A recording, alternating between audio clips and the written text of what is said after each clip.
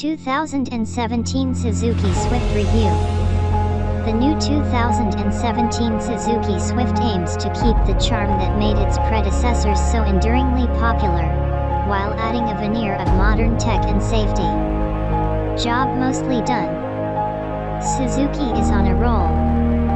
New cars such as the Ignis, Baleno, and Vitara are giving the humble Japanese brand more exposure than it has had in years. But a new generation Suzuki Swift is the big one, because it's the company's most popular vehicle. More than 130,000 have been sold in Australia since 2005, and about 5 million globally. In fact, the only rival that lures more private buyers here is the Mazda 2, so it's pretty obvious who Suzuki is targeting.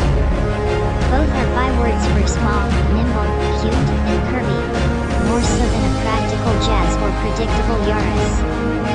The key for Suzuki in developing the replacement for its outgoing 7-year-old Swift was to keep those attributes that made it great: the lightweight, nimble dynamics, and charm but blend in modern features. Helpful is the fact this iteration of the Swift remains cute as a button with its anime nose, sculpted side profile, hidden rear door handles and tiny overhangs. Speedy blue, burning red, and mineral gray with black roof paint colors look particularly good. At 3,840 mm long, the Swift is actually a tiny bit shorter than its already minuscule predecessor. Mazda 2 and Kia Rio are more than 4 meters long, though the wheelbase is longer and the body wider, improving cabin space. The price kicks off at $15,990 plus on-road costs for the base GL manual, $16,990 drive away, the same as the outgoing model and $1,000 more than the Mazda 2 Neo. Standard features include a 1.2-liter petrol and 5-speed manual gearbox, 6 airbags, Bluetooth/USB, cruise control, daytime running lights, steering wheel controls and steel wheels. Like the Mazda, it lacks a touchscreen or rear view camera, and the cynic in us suggests Suzuki Australia actually doesn't want you to buy one. That's because the NY17 Swift is much more appealing. One rung further up in CVT automatic only GL Navigator spec at $17,990 drive away. Few grand cheaper than a Mazda 2 Max or Kia Rio SI. For the extra $1,000 over the GL manual you get set automatic transmission, plus a 7.0-inch touchscreen with satellite navigation, rear view camera to address the huge blind spot thanks to that big C-pillar, and Apple CarPlay/Android Auto, and 16-inch alloy wheels. See? Next is the $19,190 drive away, $18,990 MSRP, GL Navigator with safety pack that adds laser and camera-based autonomous emergency braking, AEB, that works below 140 km per hour, adaptive cruise control and lane departure warning.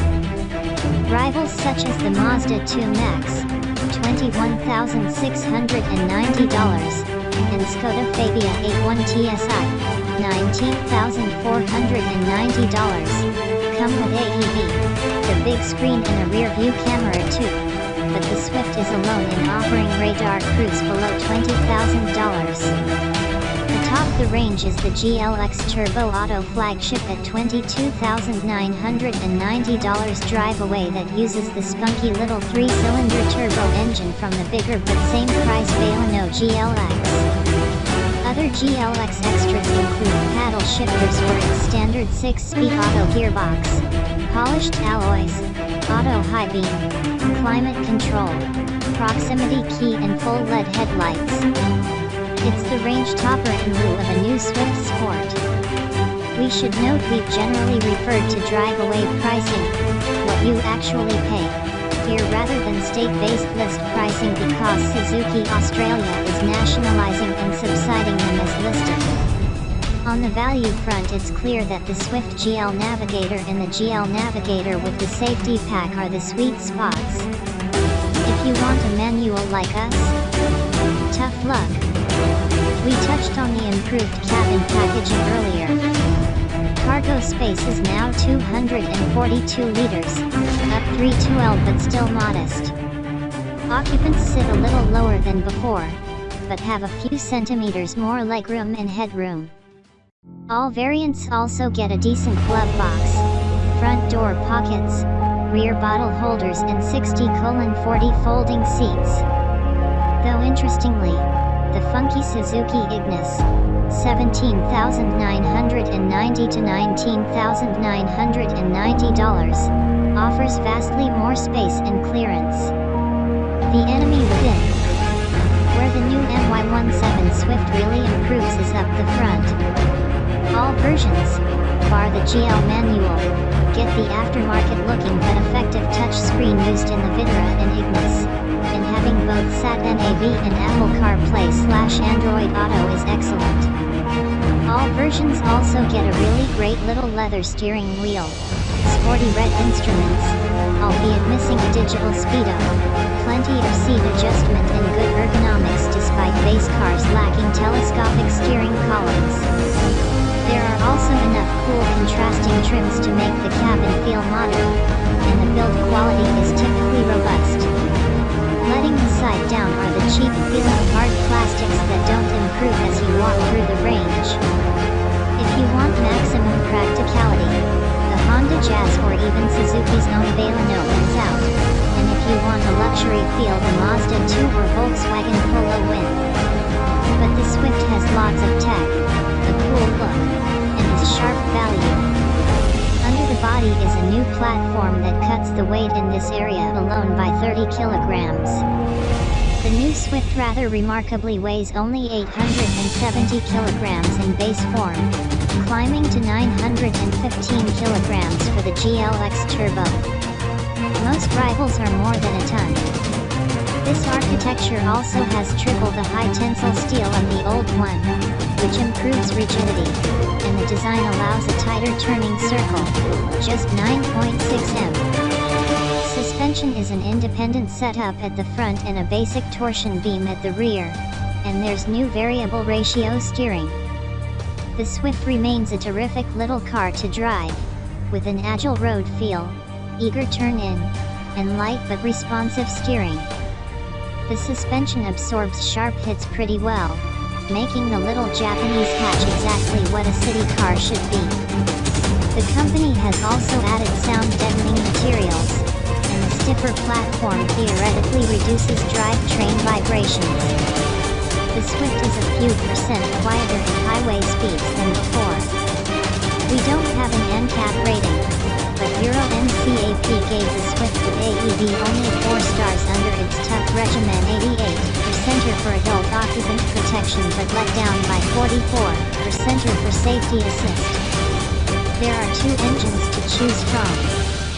The GL Navigator and GL Navigator with safety pack get a 1.2-liter 4-cylinder with a weedy 66 kilowatts of power at 6,000 RPM and 120 Nm of torque at 4,400 RPM. Not only is this 1.2 engine 4 kW/10 Nm less powerful and torque-laden than the old Swift, but it's also a fair bit weaker than the 79 kW/139 Nm Mazda 2's 1.5 and the Kia Rio's 74 kW/133 Nm 1.4 on paper. What helps is the Swift's weight, given most rivals weigh 100 kilograms more at least. This offsets the engine's low outputs rather well, and it's a willing and rev-happy little number that uses less than 5L/100 km on the combined cycle. The rubbery 5-speed manual box needs a taller sixth to help cruising refinement, but is much more engaging and suits the cheeky demeanor of the car. The CVT Auto is also actually quite good refined, filling in torque gaps and keeping engine revs to 2,000 RPM at 100 km/h. Meanwhile the GLX Turbo gets a characterful, thrumming and vibration-happy 1.0-liter 3-cylinder engine with a turbocharger that pumps up the outputs to 82 kilowatts at 5500 rpm and 160 Nm from 1500 to 4000 rpm. This gives it a power-to-weight ratio of 90 kilowatts per ton, which is almost the same as the outgoing 100 kW/160 Nm Swift Sport, which will itself be replaced by a 1.4 turbo version, hopefully in 2018. The engine has a distinctive 3-hot verbal, and noticeably more low-down torque to pull you from low speeds, tucking into gaps or overtaking. It compares well to a 140 kilograms heavier Mazda 2 GTS 81 kW/141 Nm engine. Suzuki is only offering the engine with a 6-speed automatic gearbox with torque converter and paddle shifters, which is generally well behaved, though the ECU will ask the box to upshift once you hit redline even in manual mode. We might be dinosaurs, but a manual gearbox would really improve the engagement factor. We also miss out on the UK's mild hybrid and all-wheel drive options. Market demand has spoken, but we can rage against the dying of the light.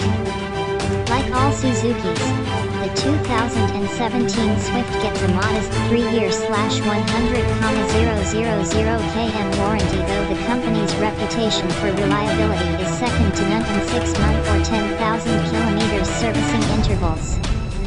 Costs TBC. We walked away from our first drive in the 2017 Suzuki Swift range generally satisfied that it played to the brand's strengths: humility, solid engineering, and an increasing ability to roll out good infotainment tech. These, plus the Swift badge that everyone knows and most love.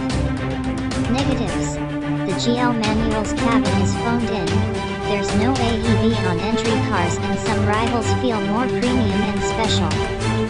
We're also not sure if the step up the GLX Turbo is worth it, or whether you'd be better off jumping into a bigger Hyundai i30 Active. But the mid-range cars are excellent value for money. There's now more cabin space, extra tech, familiar dynamic news, cute design language, and city-friendly proportions. As ever, it all makes for a worthy follow-up to a well-regarded predecessor. Keep an eye out for more detailed reviews on the Swift GL and GLX Turbo range as we get them through our Sydney and Melbourne garages on longer-term loans over the next month or so.